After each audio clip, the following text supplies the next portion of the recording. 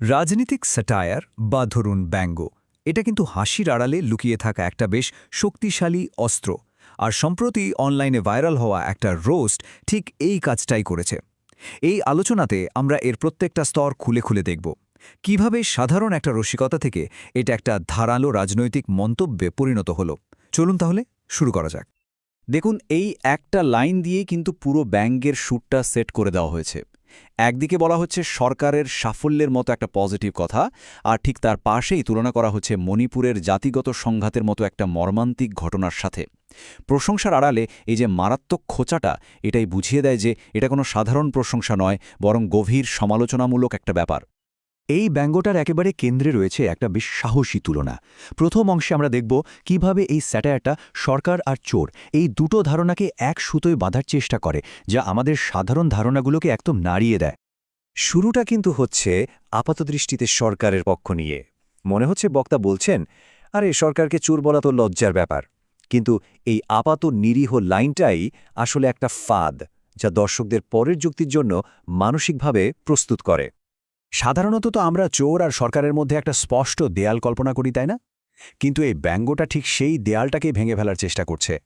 এটা একটা প্রশ্ন তুলে দিচ্ছে, দুজনের কাজের ধরনের মধ্যে কি আসলেই কোনো মিল থাকতে পারে?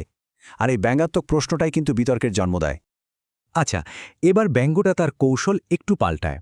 দ্বিতীয় অংশে আমরা দেখব এটা কিভাবে সরাসরি সমালোচনার রাস্তায় না হেঁটে প্রশংসার ছদ্মবেশ ব্যবহার করে সরকারের কথিত নিষ্ক্রিয়তাকে টার্গেট করে। এটা কিন্তু স্যাটায়ারের একটা ক্লাসিক এবং খুবই কার্যকর একটা কৌশল। একদম শুরুতে যে মণিপুর প্রসঙ্গের কথা বলা হয়েছিল, সেটার গভীরে গেলেই আসল ব্যঙ্গটা পরিষ্কার হয়। এখানে বলা হচ্ছে সমস্যার দিকে ফিরে না তাকানোটা নাকি একটা প্রশংসার যোগ্য মনোভাব, মানে প্রতিক্রিয়ার অভাবকেই বিদ্রূপের ছলে একটা পজিটিভ গুণ হিসেবে দেখানো হচ্ছে। এই কৌশলের আসল শক্তি হল এর স্তরগুলোতে।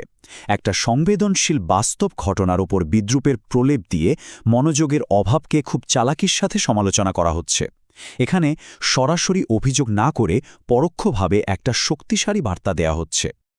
ব্যঙ্গের তীর এবার ঘুরে যায় সরকারের অগ্রাধিকারের দিকে। এই অংশে আমরা দেখব কিভাবে খরচ আর মনোযোগের বণ্টনকে প্রশ্নবিদ্ধ করা হচ্ছে। সমাজের কোন সমস্যাগুলো গুরুত্ব পাচ্ছে আর কোনগুলো পাচ্ছে না, মূলত সেই প্রশ্নই এখানে তোলা হয়েছে।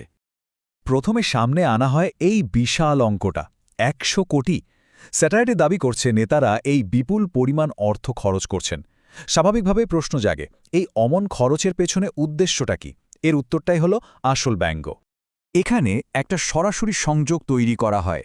ব্যঙ্গের ভাষ্যমতে এই বিলাসবহুল নির্মাণের উদ্দেশ্য হল সমাজের আসল চেহারা, অর্থাৎ দারিদ্র্যকে আড়াল করা।